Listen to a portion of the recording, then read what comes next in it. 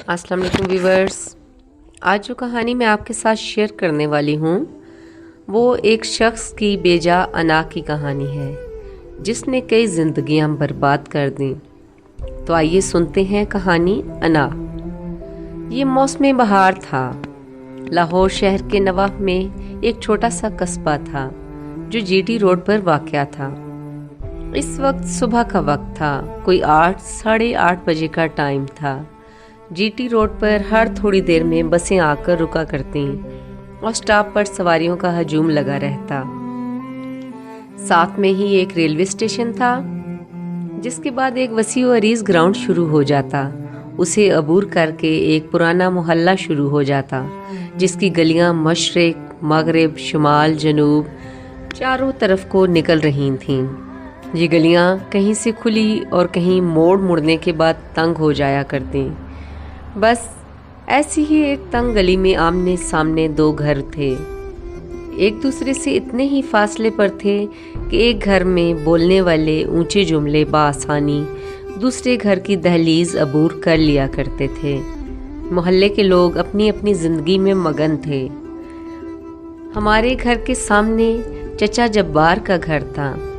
जब से हम बहन भाइयों ने होश संभाला था, अक्सर ही हर रोज़ किसी भी वक्त चाचा जब्बार के शोर की आवाज़ें आना शुरू हो जाती। अजीब गुस्सीला मिजाज पाया था। कभी किसी बेटे पर हाथ उठा लिया करते तो कभी बेटियों को मारने तक नौबत पहुंच जाती।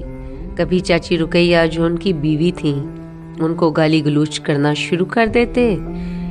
इस घर में सुकून बस उसी वक्त होता जब वो मोहल्ले में बनाई दुकान पर चले जाते। हम सब बचपन से ये सब देख और सुन रहे थे। अम्मी, अब्बू और बाकी अहले मोहल्ला ने कई बार उन्हें समझाने की कोशिश की, लेकिन चाचा जब्बार को तो ना बदलना था और ना बदले। मोहल्ले वालों के साथ भी कभी तो खुश इखलाकी से पेश आते तो कभी मिजाज ही ना मिलते और कभी कभार तो किसी को सलाम दुआ भी ना किया करते। अक्सर ही मुझे बहुत घुटन महसूस हुआ करती कि इस घर के मकीन अपनी ज़िंदगी कैसे गुजारते हैं। दो गलियां छोड़कर चाची रुकैया के भाइयों का घर था। वो मुअज़्ज़िज़ और मुहज़्ज़िब लोग थे। हर बार आते और बहनोई को समझाने बुझाने की कोशिश करते, लेकिन चाचा जब्बार के कानों पर तो जूं तक ना रेंगती थी। और सबके कहने के बावजूद चाची रुकैया भी अपना घर छोड़ने को तैयार ना थीं। अक्सर हमारे घर आया करती और यही कहती, कहाँ जाऊँ, 5 बच्चों का साथ है।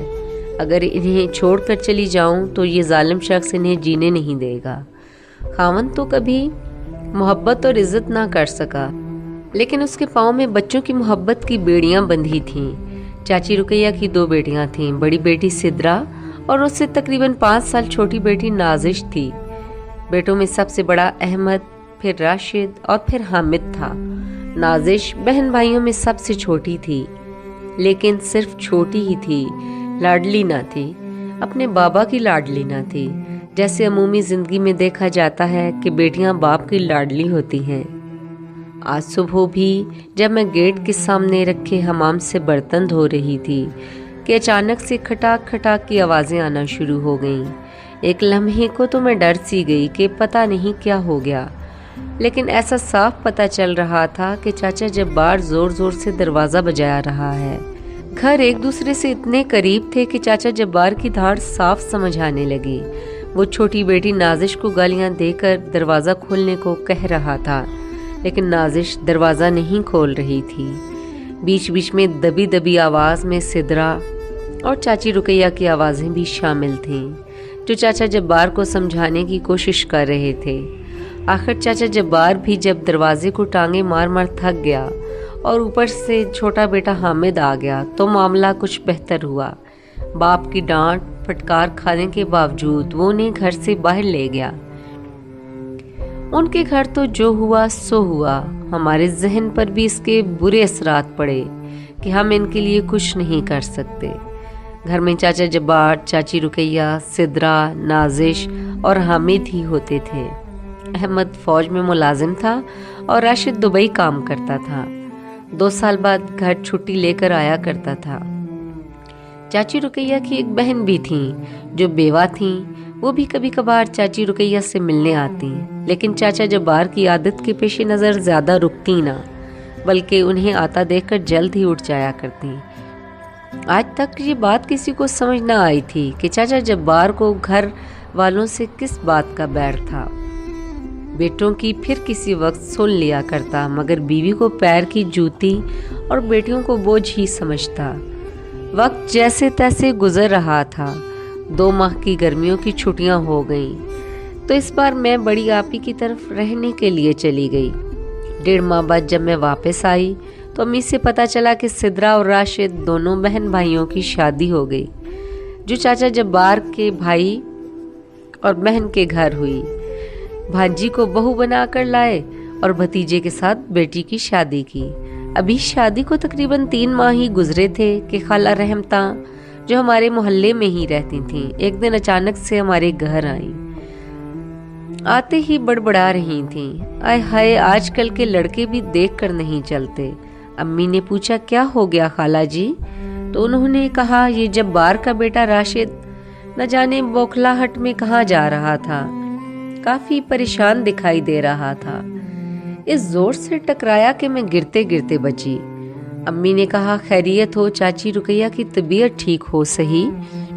खाला रहमता थोड़ी देर बैठी, फिर चली गई। शाम के साए गहरे होने लगे और मगरिब ढलने लगी, तो चाचा जब्बार के घर चंद लोगों के अंदर आने जाने की आवाज़ें आने लगी।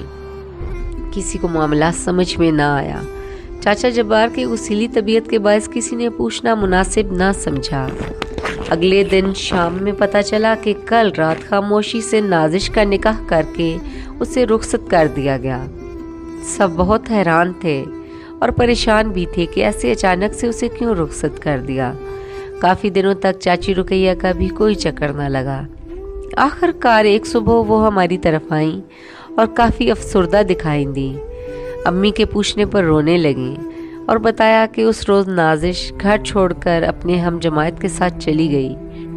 फिर किसी के बताने पर उसे भाई घर लाया और शाम में बाप ने निकाह करके रुखसत कर दिया और उसे कह दिया कि आज से वो हमारे लिए और हम उसके लिए मर गए।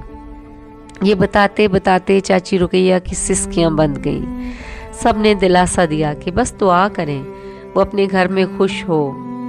बाप की सख्ती का अंजाम था कि वो माँ की ममता को भी भूल गई और ऐसा इंतहाई कदम उठा लिया। वक्त गुजरता रहा। नाजिश की शादी को 2 साल गुजर गए। चाची रुकैया अक्सर ही आती और उसे याद करती रहती। वो वहाँ कैसी थी, किस हाल में थी, किसी को कुछ पता ना था, सिवाय इसके कि उसके यहाँ भी अल्लाह ने एक बेटी दी थी। चाची रुकैया ने किसी से पता करवाया कि वो अब कहाँ रह रही है। एक रोज़ वो आई और अम्मी से दरख्वास्त करने लगी कि मैंने सुना है जहाँ आपके मेके हैं वहाँ करीब ही उसका ससुराल है। ये उसका पता है, आप एक बार जाएं और उसको देख कर आएं ताकि मेरे दिल को कुछ तसल्ली हो। अम्मी ने उन्हें तसल्ली दी कि आप फिक्र ना करें, मैं ज़रूर जाऊंगी। आखिर अम्मी एक दिन घर ढूंढते ढूंढते उसके पते पर पहुंच गई।